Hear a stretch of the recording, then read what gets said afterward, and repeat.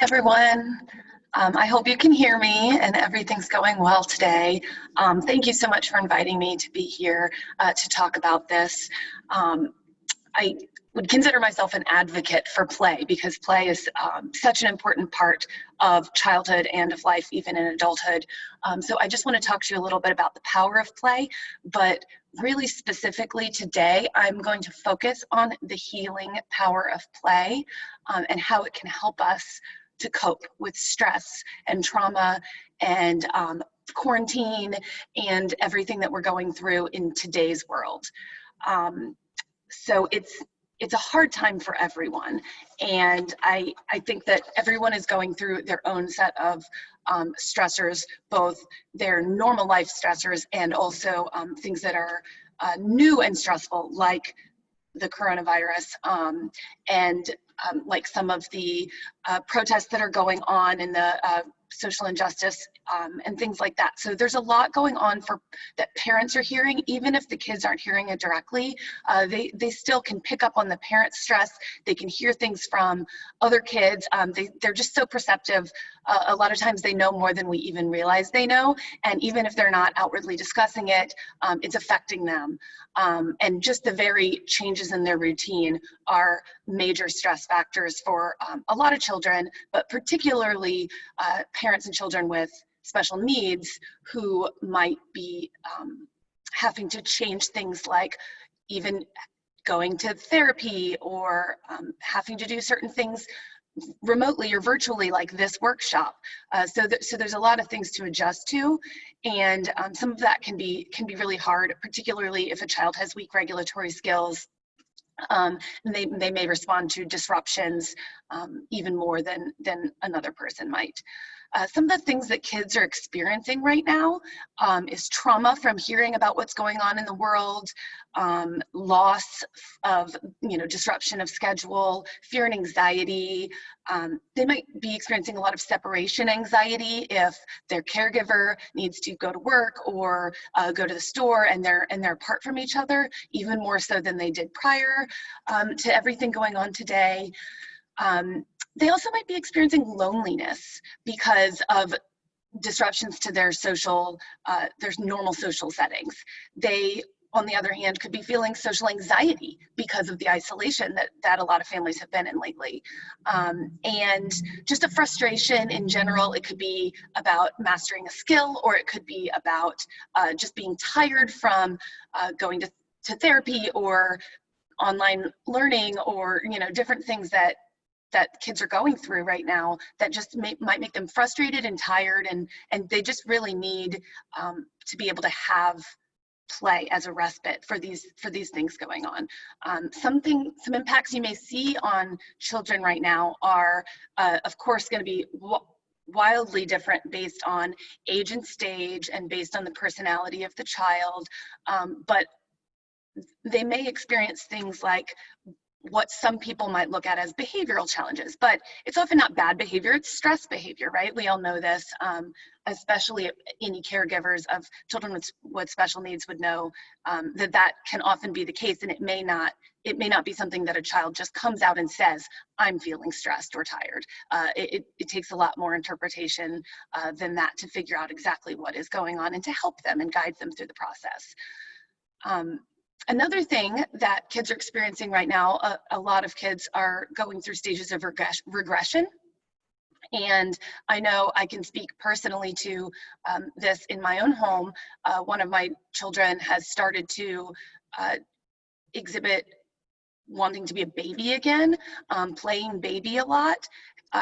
She has even she's wanted me to pretend with her that her being born again, and so it's this like regression and backward wanting to play baby, having some issues with potty training when she was previously potty trained, and I think these things are something parents are finding across the country right now, where kids want to go to a safe place and feel where they feel safe, where they can maybe escape their normal realities, but children can be really vulnerable to these types of traumas and to understand and to picking up on the stresses, but they can also be really resilient.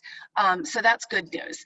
But a lot of kids are very good at masking the stress. So even if they seem like they're starting to be back to normal, they may be disguising some of that. So that's why it's really important to be perceptive and to observe children and to help kind of learn those non-verbal ways that they're communicating with you.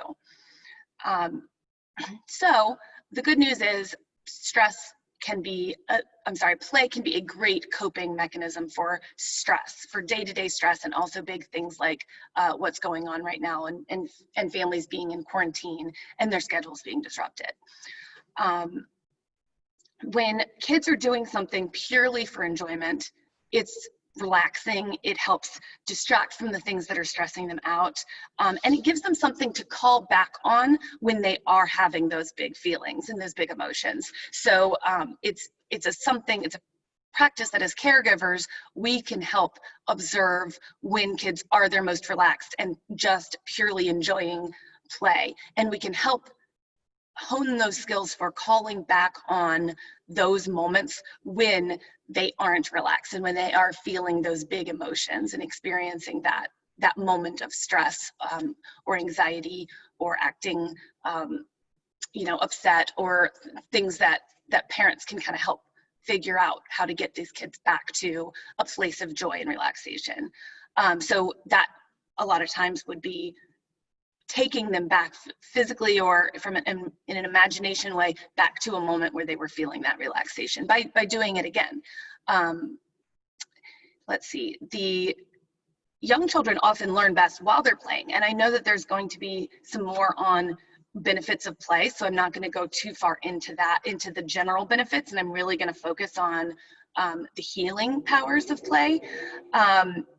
But it is true that you can learn new tasks better, and you can solve problems better when you're in a good mood and when you're playing. And so it's a good way if our stress is coming from frustration, inability to master a skill, things like that, to incorporate play and make it fun and playful and not feel like work. That's a great way to kind of overcome the stressful situation when kids are feeling those big emotions. It can also stimulate your imagination, which is wonderful, and it can help with problem solving and helping you learn to adapt. So a perfect example is fort building. We have an exhibit here at the museum that is all about building forts, and it's obviously something families can do at home as well. And there's a lot of benefits to fort building. It's really an interesting study on why play matters. You have to use your imagination if you want to make it a fort, if you want to make it a type of fort. It could be anything from a castle to a pirate ship to a rocket, and so there's imagination being used as you're imagining what world you're building around you. There's planning involved, because you have to collect the materials you're going to use. You have to pick your spot to build your fort. If it's your living room or outside, anywhere, you have to gather the pillows and the blankets together. So there's some planning involved. There's engineering as well, which is a lot of guessing and testing, and maybe it falls down and then you have to build it again. There's resilience when that doesn't work and you pivot your plan. Plus there's the added benefit. There's a lot of different textiles and colors and textures and materials to gather together, and so that can be something that's really great from a sensory perspective as well. So, depending on age and ability, this might be an independent activity, or it might be something that you do together. But fort building is a lot of fun, and there's a lot of giggles and storytelling, and they don't even realize the learning that's happening underneath the surface, and the expanding of their minds, but also of their ability to relax and to kind of forget about those stressors in everyday life. Play also helps with things like empathy, teamwork, and inclusion in situations where kids are able to play with other kids. A lot of kids in isolation right now might not be able to do that, but that still applies to other interactions with caregivers, with siblings, with anybody that they're playing alongside. So there are, I want to talk a little bit about certain types of play and how those specific types of play help with, specifically with managing stress and anxiety and the healing process. Physical play, I think we all know it's the benefits of exercise. This is, everything from, the endorphins that promote an overall sense of lightheartedness and a better mood, which is great. It's kind of like our natural feel-good chemicals that are released when we play and when we're having fun. It also burns energy, which is wonderful to get kids tired, and it can help improve sleep. And it can also help you concentrate and, like I said before, master new skills. So it's a great way to help a child work through frustration when they're trying to learn something new. And of course, the benefits for fine and gross motor skills. So exercise is wonderful. Play is the best way for kids to do that. And there are different ways to do that based on age and ability. Art and literature are also wonderful ways to help kids work through stress and help them heal, because it can help them with self-expression. It can give them ways to express themselves that isn't necessarily verbal, and they can even tell a story through symbolism, or just to be able to find ways to use their words, which Daniel Tiger says, use your words, and that's one of the most important expressions when kids are able to. But when they're not able to, either because they can't find the right words or they're nonverbal, there are ways that we can help them find the words or other ways to express how they're feeling. So having them be able to do art is amazing. Reading stories with them, finding stories about something that relates to what the child is going through and what is causing them stress, is a great way to help them feel like they're not alone, and to help them be able to find ways to express themselves and let you know how they're feeling. An example would be our director of education here at the museum has grew up, her 2 children are grown now, but growing up, they often couldn't find the words to explain what they wanted to do. So she got them journals where they would draw illustrations of how they're feeling, what they want to say, and she would help them interpret those drawings into words and into expression of what they're feeling. And I think that's a great example of a way that a caregiver can step in and help connect the dots for a child if you understand the language of play and the nonverbal communication that can result from play. Pretend play and role playing is a huge way that you can help children cope and heal, because they can, it gives them a way to sort through situations, and it also gives them a sense of comfort and safety. We've seen kids here, we've reopened the museum and we do have campers, and we've seen kids playing bad guy, good guy kinds of games, and coronavirus is the bad guy. I mean, they're hearing these things that are happening. They know some of what's going on, and that's one way that they're expressing fighting the bad guy in this situation, coronavirus. It's scary to think about kids being able to understand the magnitude of what's going on, and we want to protect them, but they pick up on some of these things, and so it's good to have them being able to work through the scenarios and understand it in terms that they understand. Imaginative play can help them overcome fear and anxiety of things that are coming up. You can role play real life scenarios, like anything from going to the doctor or visiting a relative, or going to the airport. Day-to-day things that might be overwhelming for a child. They might be just intimidating and scared and have anxiety around the fact that this situation is going to happen. You can role play and help them feel prepared, so it's less scary when the situation actually does happen. And I've got more examples on that to come. And you can use symbolism. Symbolism doesn't work for all kids. especially some kids with special needs who maybe a child on the autism spectrum disorder who doesn't see, who sees things very literally and maybe doesn't pick up on the symbolism that another child might. So it's going to depend on the specific child, but symbolism can work really well with imagination. Like for example, if they're worried about something, you can have them pretend they have a bubble wand and a worry wand, and you blow your worry, into a bubble, but then you pop that bubble, and then you have to continue on. Or in a more less imaginative way, even in more literal way, I know one thing I've done with my children is lately they've started to be scared of monsters, and they can't sleep, and they don't want to be alone because they're scared of monsters in their room. So I actually just bought a spray bottle and put water in it, and I labeled it monster spray. And I told them that would help them fight the monsters.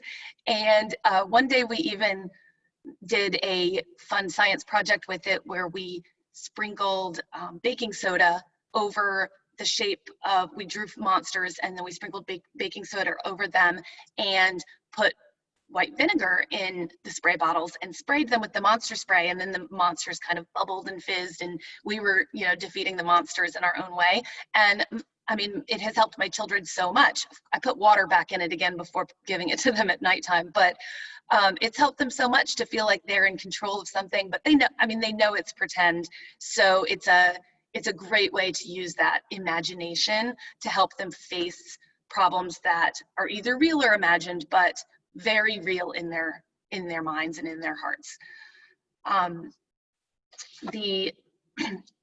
There are also correlations between pretend play and the ability to coping abilities, and it could be because there's something with pretend play and that divergent thinking, which is generating ideas, and then that also helps you to cope with stress. So pretend play, if that's something that your child enjoys or is willing or able to do, then that's a great way to help cope with stress.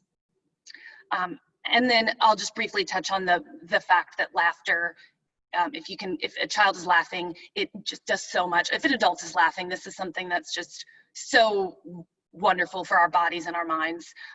Everything from boosting immunity to like lowering our stress hormones. It can decrease pain. I mean, just when you're laughing, it just has so many physical and psychological benefits. So that's important aspect of play. The final type of play I want to discuss is the parent caregiver engaged play. So when a child is really, really engaged with a parent or caregiver, this has its own set of benefits in addition to all the others I've already mentioned. You can, when you do serve and return actions and you're following your child's lead, that can really lead to some interesting child-led play, and you can do a lot of observing and reacting to how your child is feeling through play. It's great to be able to give them your undivided attention. We, as parents and caregivers, we are all distracted by a bunch of responsibilities about the news, about so many things that we have to do in our lives and in our child's lives. And so to be able to try to set some time aside that you're not distracted and they have your undivided attention has a lot of benefits for children. And I talked a lot about needing to listen and observe, but just being able to find that connection with them gives us all, connection gives us this fundamental sense of being, and it's important for the child, but it's also important for the caregiver. So I can't reiterate enough how important it is for a caregiver to also be relieved of stress. And the stress that you carry is not good for you. And we've heard this many times, the analogy of on an airplane, you put your own oxygen mask on first before you help your child. And that's not because you're more important than your child or that you should have any priority, but that you physically cannot take care of someone else if you're not cared, if your physical and emotional needs have not been met.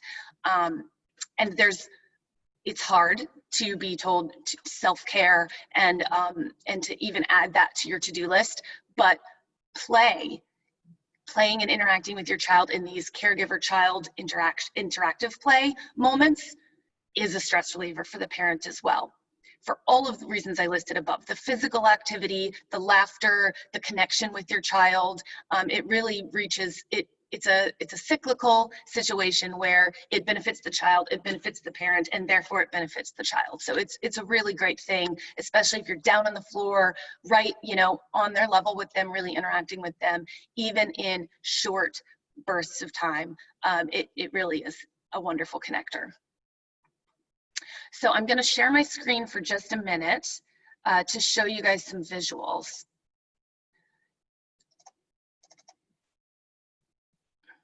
Okay.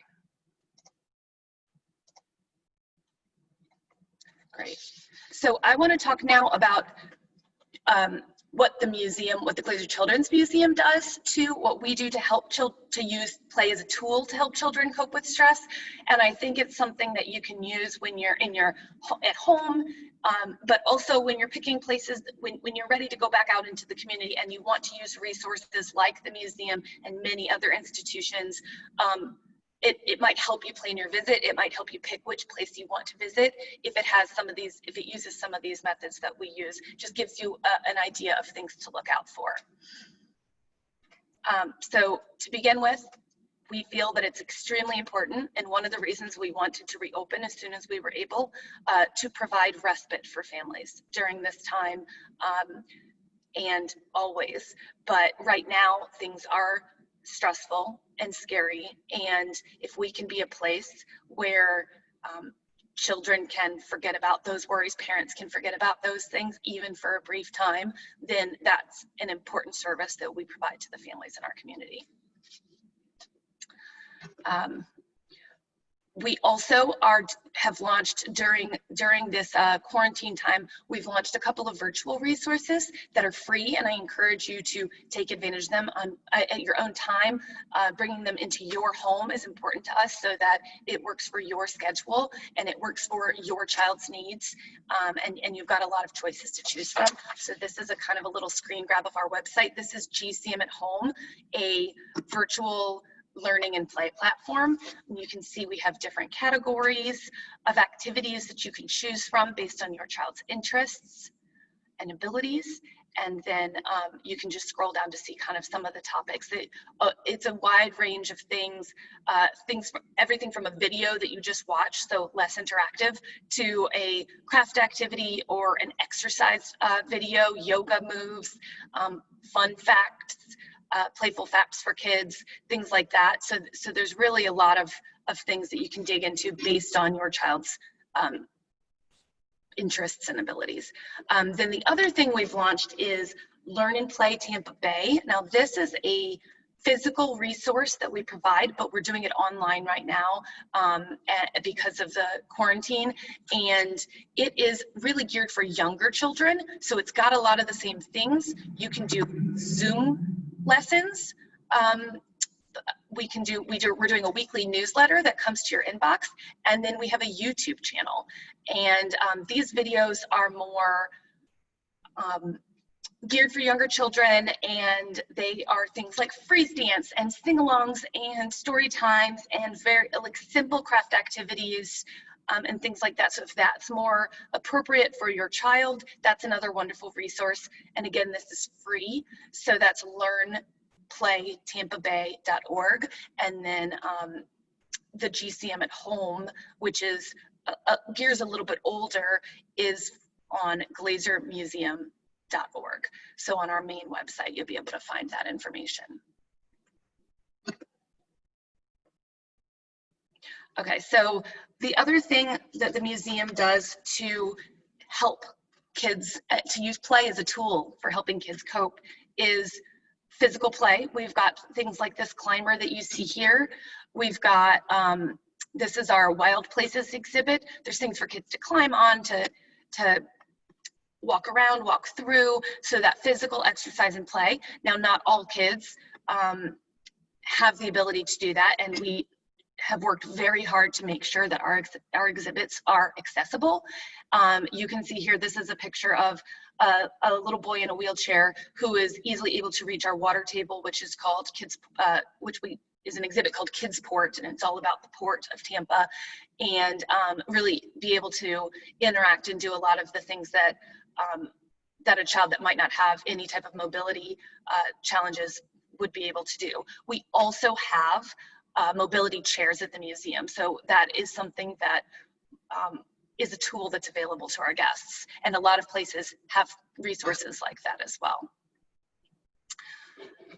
We are also using the museum to normalize scary things, normalize things that might be scary for children or intimidating. So you will see all of our staff wearing masks. You will see them cleaning a lot. I have, we've got signage everywhere with graphics of kids wearing masks, and it's a safe place to, can you guys still see my screen? I'm sorry, I think it just shut off for a second. It's a place to be able to approach things that might be intimidating, topics that might be intimidating for children, and they practice it at the museum first, and then it makes it easier for them to experience. Let's see, I'm getting a chat. Can you guys still? All right. My screen is locked up, so I'm not going to be able to finish showing you some of these videos, but I will just continue to speak through. We have a hospital exhibit with a CT scanner where children can practice being at a hospital, riding in an ambulance. We have a Publix exhibit where kids can practice grocery shopping. All of these things will make the experience less stressful if they've practiced them in a safe environment, in a child-sized environment, and then they have to go out in the world and actually do those things. They can practice wearing their mask here, but it's around staff who understand the challenges of doing that with children, and they can get past those really stressful pieces. So that is the things that I encourage you to look for when you go to visit a place, is finding places where you feel it's a great practice run. It's a safe space for kids to try these things that might be intimidating and might be causing them stress. All right. I pause share there. Can you guys still? Okay, so I've paused the screen share. I don't know, my screen kind of froze there for a second, but I can see the web chat still. So if anybody has any questions, please feel free to put them in the chat.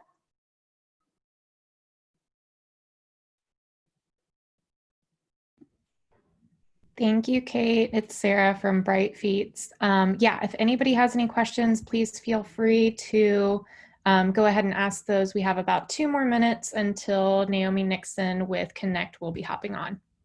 And I'll share real quick, my email address is kwhite@glazermuseum.org if anyone wants to email follow-up questions. Yes, so Phyllis asked if I can share about Sunshine Sunday. Absolutely. That is it's a special program that we have the last Sunday of each month, and the nice thing about it, it's a sensory friendly program. We turn the lights down.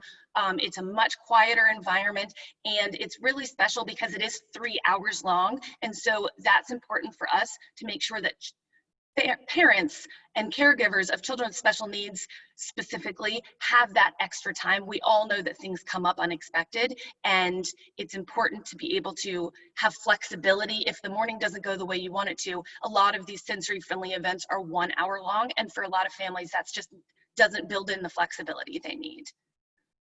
And someone else asked, due to the coronavirus and social distancing, do families have to schedule or purchase tickets in advance? The answer to that is yes. You do have to do that on our website.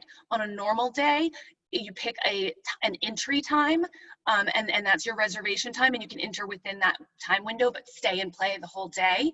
And that time window is longer during Sunshine Sundays. So that is gives you, again, that a little bit more flexibility for when to arrive.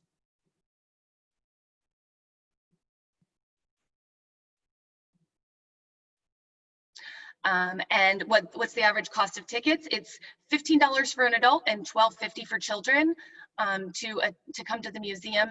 Children under 1 are free, and then we do have senior discounts and discounts for educators and first responders and things like that. Thank you so much, Kate. Absolutely. Thank you for inviting me to participate.